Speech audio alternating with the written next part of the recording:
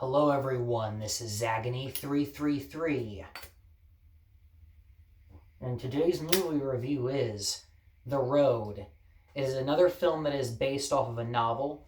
It is a film from 2009. It is rated R. It is an hour and 59 minutes, and it is a drama sci-fi film. And following in, the footsteps of films that we've been reviewing as of late, this is another one that tends to go in a sorrowful kind of route. But it is a very, I would say the novel is probably very well written, as there is narrated sections of this movie that are, like I said, very well written and narrated and stuff like that. But before, I'll get to the synopsis first, and then we'll go into trivia before we get to spoilers and stuff like that. So the synopsis of this movie, The Road, is that basically it is about an apocalyptic kind of event occurs, and pretty much a father and his son have to basically travel across the USA in this apocalyptic, atmosphere state.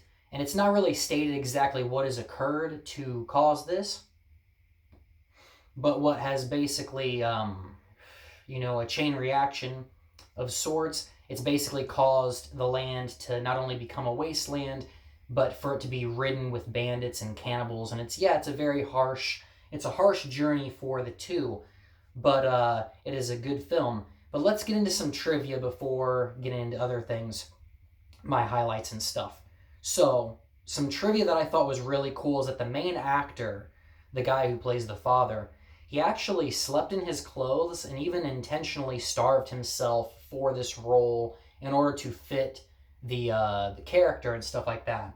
Now, I've heard of things like that, as you may have as well, when it comes to actors that are really dedicated, that go the extra mile in order to nail a character in a role and stuff. And at least for me, it's always a commendable thing when an actor is willing to go that extra mile, do those things in order to sell a role and to give it that extra kind of realism and that extra kind of, oomph to the performance and whatever else.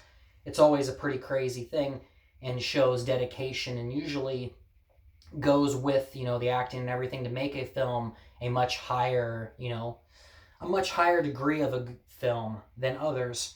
The other thing is there is an ocean scene later on in the movie, and I thought it was neat to find out that the ocean scene was actually filmed at Lake Erie, which is pretty cool. I did not know that. And another awesome thing, which I've known about this fact for a long while actually, is that this movie was actually one of the inspirations for the video game The Last of Us, which, if any of you know that game is a masterful game, a masterpiece that is definitely worth checking out. It's just an incredible story, incredible experience. So if you watch this movie and you like this movie, or if you like, movies and games and things that have to do with the apocalypse, but take a more emotional sort of story, then you'll definitely like this and The Last of Us as well. So I highly recommend both of those. If you've checked either of those out but haven't checked the other one out, do so, because you'll like them both. And I thought I would mention that this was inspiration for The Last of Us. And when we get into spoilers, I'll be mentioning more, how those comparisons are. And the last little trivia here, which I sort of agree with the filmmakers on this one, because there's not much, graphic things in this film. It's not a disturbing one. It's just a well-told story and stuff. And like I said, leans more towards a bleak, kind of sorrowful nature. But one scene that they actually did that apparently was in the book was there's a scene where they actually roasted a baby over a fire. The cannibals did. But they actually filmed the scene, but they thought that it was too much to put in there. And so they omitted it from the final film, which I definitely fucking agree. That sounds a little bit too much. That's a little going, overboard, whatever. And I mean, the film does well without it anyways, so it was a good choice for them to omit that, at least in my opinion. But yeah, now the positives of this film before we give it its rating, and then I go on to spoilers. The positives of this film are that, like I said, there's bits of narration, and I feel like those are really well done, narration and stuff. The acting is very well done. Like I said, the actors really went extra to kind of immerse themselves in this world and give the characters the life that they kind of need to feel genuine, as well as, the terrain and all that stuff, the scenery and stuff like that. And the emotions are all spot on as well. And this is what I'll say when I was going to say in comparison with The Last of Us and The Road, is to me it's like when you've played The Last of Us and you've watched the movie, you can almost kind of directly compare how the action sequences are. Because, I mean, when you play The Last of Us, the action scenes are always very tense, very nerve-wracking. Almost every encounter has this kind of weight to it, where, you have like just a few couple shots in your, gun or whatever, and you're really scrounging for every few bits of ammo that you can. You're really trying to, make ends meet and get by. And the movie portrays that, and the game portrays that almost in a very similar way. So that's what I'm saying, is like, if you've played the game and you like that survival feel and that tension there, you'll be able to see that in this movie as well. Whenever there's scenes in this movie, you'll be able to, get that comparison there. You'll kind of, at least for me, it's like you have a click kind of moment where it's like, you can feel that, but in movie form, where they definitely, you can tell The Last of Us, when they watched this movie, they took those scenes and kind of, brought them forth and stuff like that. So yeah, they go together well, and that's why I'm also saying you'd probably like either or if you've, viewed or played either or. But another positive, let me see. Another positive is that, well, I guess really I've mentioned them all. I mean, it's a good story, highly emotional. So, I mean, get ready for that. If you want something that's very emotionally driven, this is that kind of film for you. And, like I said, tense action, good effects and stuff. Then that's basically, that's all the, positives. There is one thing that I will say, though. And a lot of times I say that a length and a runtime don't really matter that much. But this one, I viewed this probably maybe 3 or 4 times. And that's what I'll say, is I feel like its first viewing is going to be the most impactful viewing that you do have of it. Because since I've watched those 3 or 4 times, I will say that upon these later viewings, you do feel the film drag just a little bit. And I mean, it's not really much to complain about or anything. It's not that much of a negative. I just thought, obviously I'm going to be honest in these reviews on my thoughts and things. And by this viewing, I thought I would mention that you do sort of kind of feel that after a while when you've watched the movie a few times and stuff like that. You're going to kind of feel the length a little bit in comparison to other movies where the length doesn't really bother, at least never bothered me. This one, you kind of feel it just a little bit after you've watched it a few times. I just thought I would mention that. It's not much of a negative, but it's just a thing that was there. And so I'll go ahead and give it its rating and then get on to the bullet points for spoilers. And I thought that a good rating to give this would be an 8.5. It's a very, solid, awesome film. If you like those apocalyptic things, you'll definitely like this. But, yeah, I felt like 8.5 was fair, was a good, a good rating for it. It was a good kind of high rating, but not something that's too high, because, there's other films that, at least personally to me, that I love that much more. Whereas, this one, while I really liked it and, do love it in some ways, it is, there's other films that I personally prefer more than this. But it is an 8.5, really awesome film. You like The Last of Us, you like those kinds of things, definitely check this bad fucker out. And now let's get into the spoiler category. Because there's a few things that I'd like to kind of elaborate on, touch on a little bit here. And one of those things was there's a scene kind of early on. So yeah, we're in spoilers now. For anyone who wants to go watch it, I recommend doing so instead of just hearing me spoil some shit. But the scene I thought that was a pretty emotional one was, it's kind of early on where the father shows the son how to commit suicide in the case of things going wrong. And I felt like that was a really sad thing, because, I mean, it's just like the thought of having to do something like that, not even just the subject matter of suicide alone is a very kind of heavy, dark subject matter, obviously.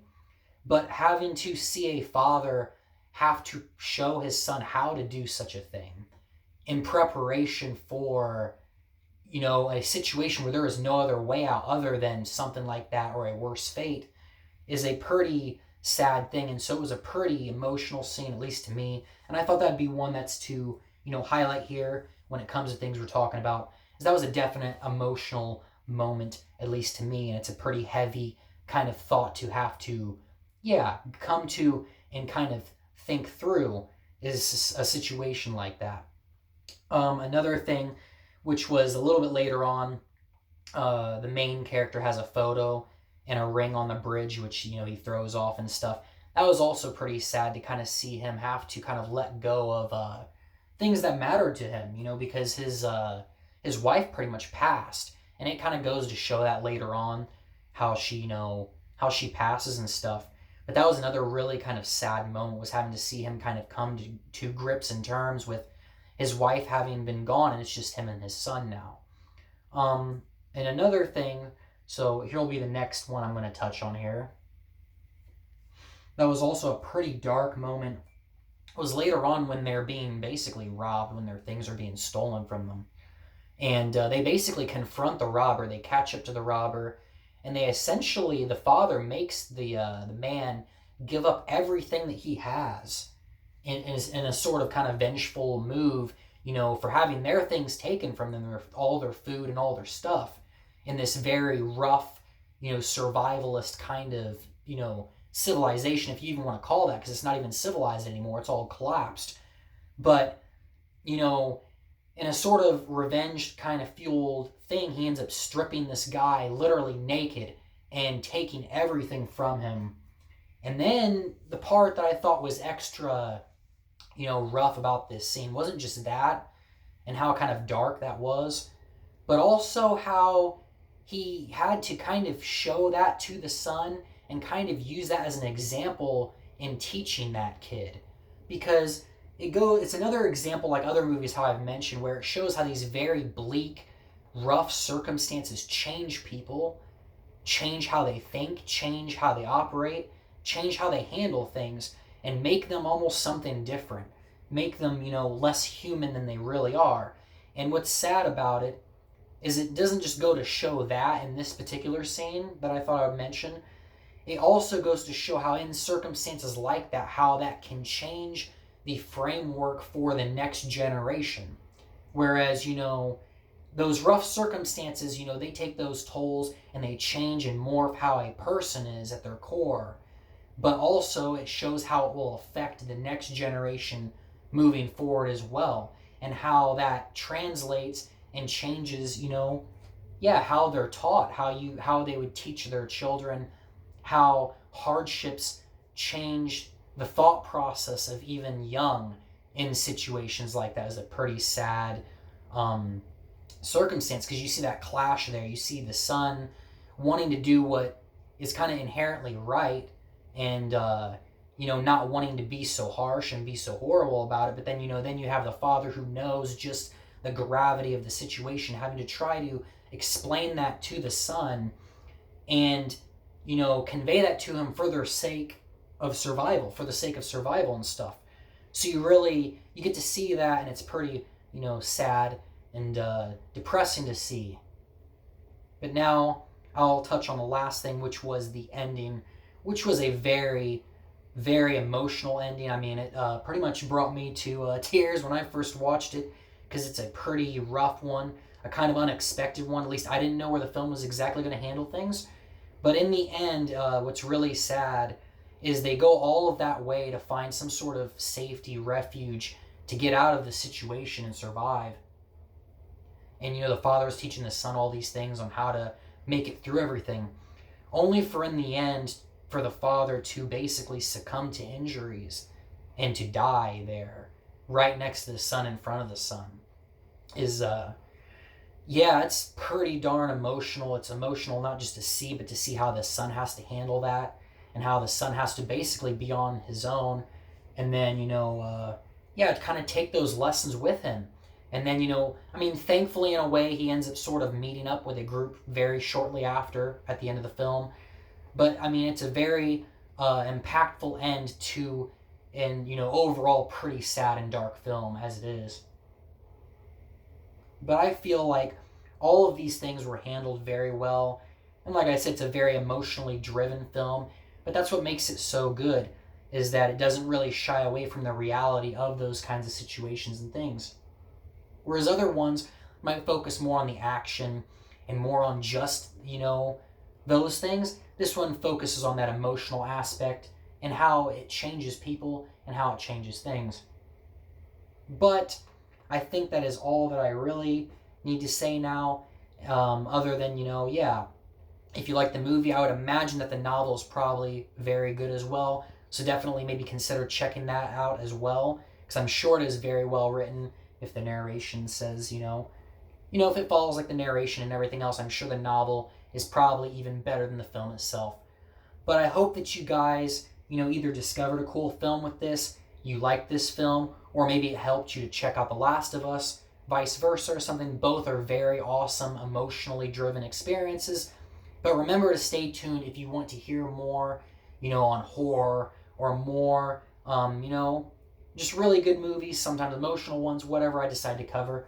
Remember to stay tuned if you'd like to see more of those things.